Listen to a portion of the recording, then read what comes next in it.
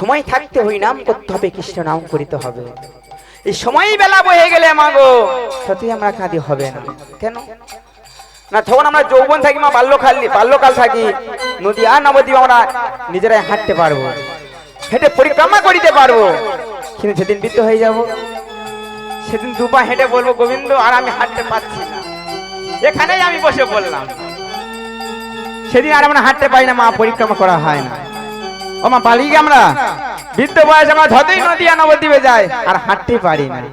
তখন কি করে? গাড়ি করে যেতে হয়, গাড়ি করে যেতে হয়। তাই বললে সময় গেলে এই সময় আর পাবে না। তাই বাল্যকাল যৌবনকালে হরি ভজিত হয়, কৃষ্ণ ভজিত হয়। বৃদ্ধকালে মানে তখন মরা গাছে যতই জল দিয়ে আমরা মাগো, সে ফল দেবে না আর ফুল দেবে না। একটি গাছ যখন মাগো বৃদ্ধ হয়ে যায়, সেই গাছ কিন্তু আর ফল দেয় না আর ফুল দেয় না। তাই সময় গেলে সাধন হবে না। আর কি বললেন? জানো না মন খলে বিলে মিল থাকে না জল শুকালে। জানো না মন খালে বিলে মিল থাকে না জল শুকালে। জানো না মন খালে বিলে মিল থাকে না জল শুকালে। জানো না মন খালে বিলে মিল থাকে না জল শুকালে। জল শুকালে মিল থাকবে না মাগো। যেমন কার্তিক মাসে মাগো বাদা শুকিয়ে গেলে তাহলে মাছ থাকে না, সেদিন আমার বৃদ্ধ হয়ে যায় মাগো, আমাদের শরীর দুর্বল হয়ে যায়। জানো না মন খালে বিলে মিল থাকে না জল শুকালে, কি হবে আর বাহাল দিয়ে? অর্থাৎ বলে বৃদ্ধ বয়স যতই তুমি হরি করো কৃষ্ণ ভজ হবে না, জল তো আমাদের শুকিয়ে গেছে। অর্থাৎ কৃষ্ণ ভজন করিবার মতন যে শক্তি আমাদের রয়েছে, প্রতিটি দেহের মধ্যে মাগো আমাদের মহাপ্রভু বসবাস করছে আমরা জানি না। প্রতিটা দেহের মধ্যে যা আছে বিশ্ব ব্রহ্মাণ্ডে তা আছে দেহ ভাণ্ডে, যা নেই আমাদের দেহ ভাণ্ডে তা নেই গোটা বিশ্ব ব্রহ্মাণ্ডে। অর্থাৎ দেহের মধ্যে স্বর্গ রয়েছে, দেহের মধ্যে নরক রয়েছে, দেহের মধ্যে ভগবান রয়েছে, কিন্তু আমরা চিনি না, জানি না। তাই সময় থাকতে যদি সৎগুরু চরণ আশ্রয় করতে পারি, সে গুরুদেব আমাদেরকে দেখিয়ে দেয় কোথায় ভগবান রয়েছে। আর কি বললেন? জানো না মন খালে বিলে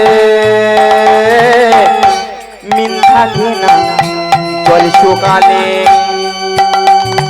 জানো না মন খালে বিলে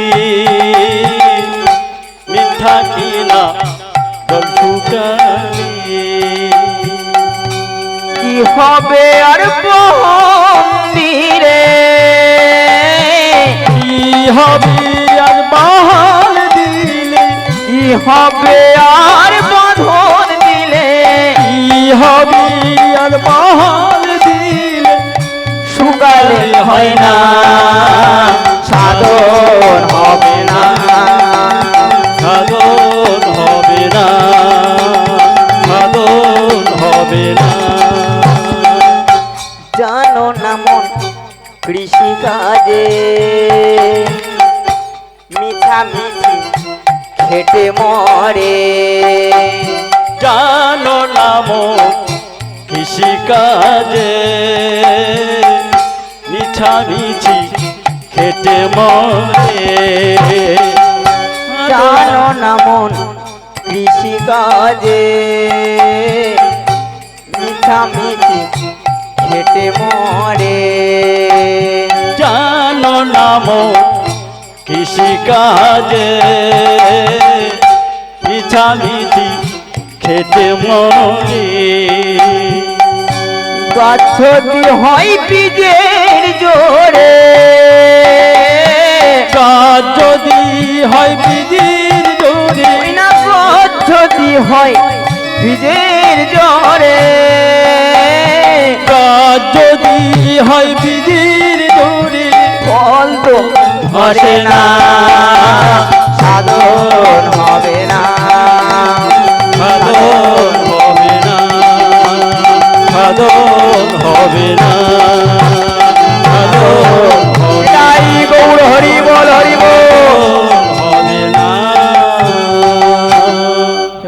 ভক্তমণ্ডলী ও আমার ভক্তিমতী মায়েরা, কি বললেন জানো না মন কৃষি কাজে মিছামিছি খেটে মরে। অর্থাৎ আমরা যে মা গ্রামে চাষ করি, খালা জায়গায় যদি দুধের সর দিই আর কালো মোটা যদি মা ডাঙায় দিই হবে কি? হবে না। তাই খালা জায়গায় মোটা ধান দিতে হবে, ডাঙা জায়গায় সরু ধান দিতে হবে। গাছ যদি হয় বীজের জোরে, ফল তো হবে না। হয়তো ভালো বীজ বপন করেছে মাগো, গাছ হবে কিন্তু ফল হবে না, হেসে যাবে। কি ভুল বলছি মা? ওরা তাহলে বীজ বপন আমরা করছি, গাছ হচ্ছে না, তারপর ফের বীজ দিচ্ছি, সে গাছ হয়ে আমাগো মাথা নিয়ে যাবে। তাই সময় গেলে হবে না। তাই আজ প্রভাবতী দেবী কি করলেন না, হরি ভজতে কৃষ্ণ ভজছে, বলছে কৃপাময় আমার একটি কৃষ্ণ ভক্ত সন্তান দাও। তাই সেই প্রভাবতী যখন ঠাকুরের কাছে কাঁদছে, প্রভাস ঠাকুর বলছে প্রভাবতী, প্রভাবতী তুমি অমন ভাবে কেঁদো না, কেননা ভগবানের কাছে কিছু চাইতে নেই। স্বামী তুমি অমন কথা বলো না। বলছি হ্যাঁ প্রভাবতী, ভগবানের কাছে তুমি চাইবে কেন? তিনি তো জগতের পিতা, তিনি সন্তানের কোনটা কি প্রয়োজন সেটা তিনি জানেন। সন্তানে কখন কোনটা প্রয়োজন যেমন গৃহের পিতা জানে মাগো, তেমন জগতের পিতা জগৎ সংসারে কখন কি প্রয়োজন তিনি জানেন। যা হচ্ছে তার ইশারাই চলছে মাগো। তাই বলছে প্রভাবতী তুমি অনুভবে কেঁদো না, ভগবানের কাছে কিছু চাইতে। তাই এই বলে প্রভাস ঠাকুর মাগো আমার চলে গেলেন প্রতিদিনের নাই ভিক্ষা চেয়ে। কিন্তু আমার প্রভাবতী দেবী মায়েরা, মায়ের মন মা থাকতে পারছে না, গোবিন্দের চরণে গিয়ে বলছে কৃপাময় আমায় একটি সন্তান তুমি দাও।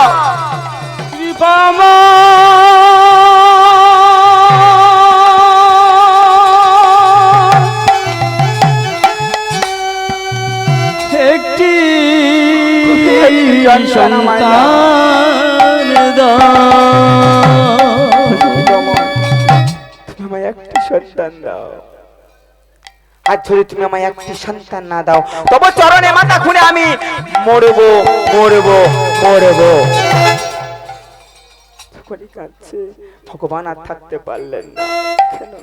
না ভগবান সব সইতে পারে, কিন্তু ভক্তের নয়নের বাড়ি সইতে পারে না। তাই আজ দৈববাণী করে বলছে প্রভাবতী, বলো বলো প্রভাবতী তোমার কি বলে বাসনা? কেন আজ এমন ভাবে তুমি কাঁদছো? বলছে কৃপাময়